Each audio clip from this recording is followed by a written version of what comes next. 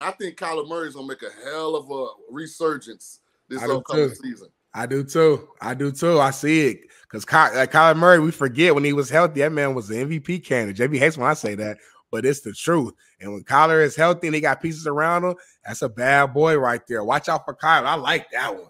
Ooh, I like that one, JB. I know you hate it.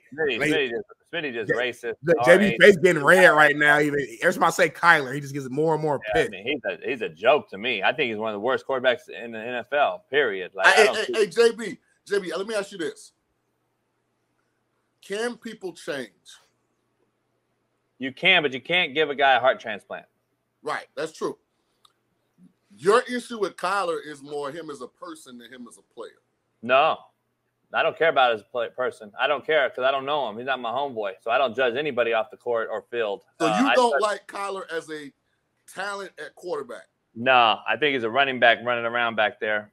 I see too many receivers. I broke him down too many times, Shaun. I see too many receivers open on just simple hit the third step and get the ball out right now while he's running around and guys having to break open. It's like a game of John Madden.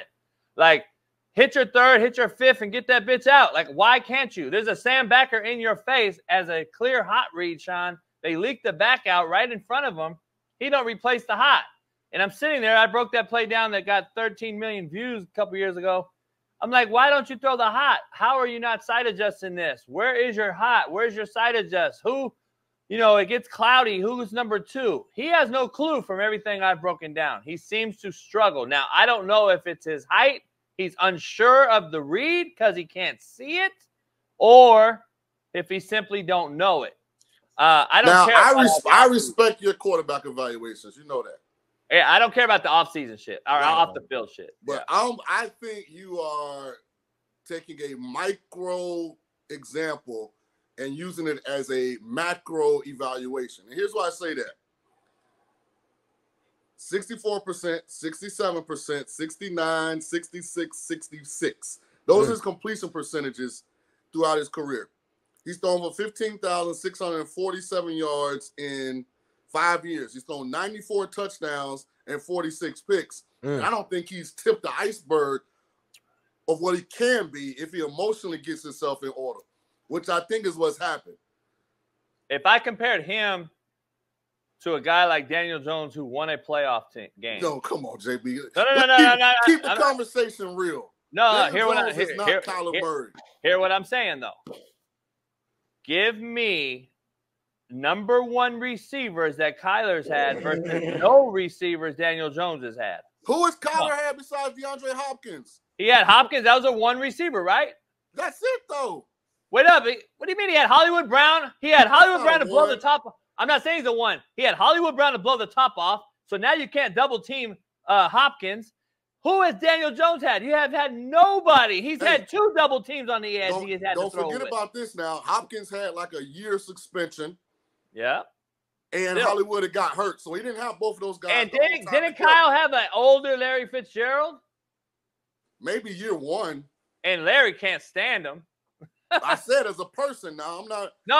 He's talking about in the locker room. He's saying the guy don't put in the work. He doesn't understand what's going on. I'm sitting there on a hits ball and he don't throw it. That's a maturity thing, though. And that was rookie year. Yeah. That's a maturity thing. That's why I asked the question: do you think somebody can change? Because to me, his inadequacies are lack of maturity and entitlement. I think he learned a lot during the year he was injured. I think when you have a guy, I think he had the McBride tight end kid, and then they got an older McBride. They got an older Zach Ertz. I don't count Zach Ertz. He was on the end of his career. McBride's a baller. But when you're a little guy, Shaun, just tell me if you're coaching a quarterback, Shaun, just being honest, and you're getting a guy in the NFL you're not confident with him reading the green and understanding from hash to hash or number to number what's going on. Don't you teach inside out and say, let's get the ball to this big-ass tight end as your safety blanket. Let's get the ball to our backs, and let's make sure that they start to climb on these intermediate route stuff, and then we'll hit behind them. Why can't he seem to do that? And that's just my problem. You say that, but McBride had 81 catches for almost 1,000 yards last year, so he's throwing the ball. That wasn't all through Kyler, though. Kyler was hurt. But that's their number one. That's their number one pass catcher by far. But I would bet that half those balls were from 2 other quarterbacks. And here's what I was saying. Here's why I'm probably not as hard on Kyler as you are. I could tell you the same thing about Lamar and Josh Allen. I say it about those two right now. I wish they would be more system-based in how they process it. So, my thing, I'm not going to attack Kyler and then big up Josh and Lamar. But Smitty knows that's the same take I have on Josh Allen, same take I have on Lamar. If they can't do the simple shit, to me, now we're just in awe of their freakish athletic ability, as you and I both agree to. Like, we're in awe. The common fan out there is in awe because his DraftKings, he got him 40 draft points on DraftKings, and they're like, oh, he hurdled the guy and blah, blah, blah, blah. Nah, Josh Allen and Lamar missed the simple shit. Like you say, learn how to make a layup first. Like, we're skipping all that, and I believe it's not their fault. I believe it starts in college, high school, except we've already talked about. But, like, these guys make the casual fan go, oh, when really you and I are sitting there like fucking negative. We're grading them. We're grading them like minus. I guess I'm more lenient on Kyler because I'm a big Kingsbury fan too. But I think him and Kyler together were a terrible match. Yeah, first time head coach, entitled rookie quarterback. Like, they were learning as they went.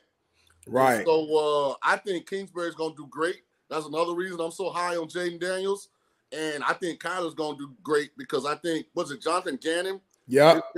I think he's instilled a different culture there. I think Kyler's going to flourish. So, I mean, we'll see. I think you're right, Shaun. Let's say this clip, say this moment, because I think, we'll know. We'll know here real soon. You know what I'm saying? And I would love to clip this off, and have it bookmarked so the world can see it. Because I've been big on Kyler from the beginning. JB and I argue all the time. Again, if I'm wrong, I'm wrong. But from a talent standpoint, it's all there. I'm with JB in terms of like getting the ball on time. I get it. There's things like that you can improve on. But like Shaun just said, a lot of quarterbacks can do that. But at the end of the day, I mean, we're seeing quarterbacks have extreme success even without doing that. For being honest, Lamar don't get the ball on time every time. He misses some chip shots.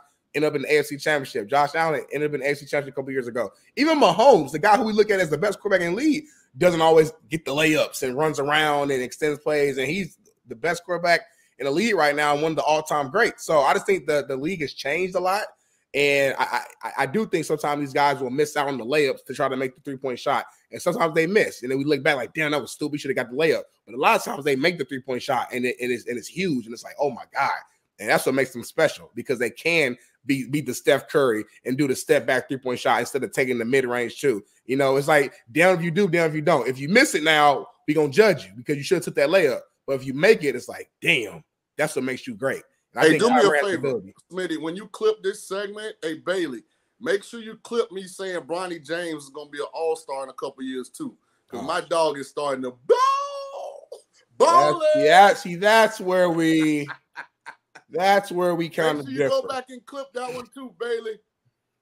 That's where we differ. Now you're doing that. You're just a LeBron James fan and you're a father, so you appreciate the storyline. So your heart is telling you to say that. There's no data. There's no film. There's nothing logical telling Shaun King that Bronny's going to be an all-star. And I like Bronny, but there's no factual information from high school, college, or NBA so far that's giving you that answer. That's all your heart speaking right now. Hey, Bronny has looked like an NBA player the last 2 games, and he's only 19. So I'm saying by the time he's 21 and he really got his feet under him, just watch. How many players get that long of a runway, though, to, like, figure it out? The whole league. Shit. The whole league. And Patrick Beverly about to go play overseas in China right now for $4 million. What we talking about here? These guys will be kicked out. I know so many guys who are cold in college, got a couple opportunities a rookie year, maybe a few more that second year, and they shipped off to Bangkok to go hoop for the rest of their life. Come on now. Shaun, you know why I disagree with your take on that one real quick while we're off this before we get back to football? Because LeBron will be out the league, and so will he. Hey, you know what's crazy? Nobody's talking about how terrible the number 2 pick in the draft. No, I did. They are talking about it. It's all over. Yeah, I did. He was like 0 for 15 last game. It was horrible. But you know what I say, Shaun? American sports are shitty. That's why. It doesn't matter who's a pick. The fucking sports are bad right now. These players aren't who they used to be. Hey, JB, go ahead and you can ask Jeff this when he comes on later. Maybe I'll ask him. I'll stay on from the beginning. I'm going to put a little bit on Reed Shepard to be NBA Rookie of the Year. Reed Shepard looked like the real deal. Baller. He's got it. Like he's NBA ready. Like they might not need Chris Paul. He's better than Chris Paul right now as we speak, I think. Yeah. Spurs signed Chris Paul. Oh, you're saying right now the version of Chris Paul today. Okay, yes. I need some clarity on that. Okay. Yes. I'm talking about as we sit here in July of 2024. I'm with you on that. I can see that.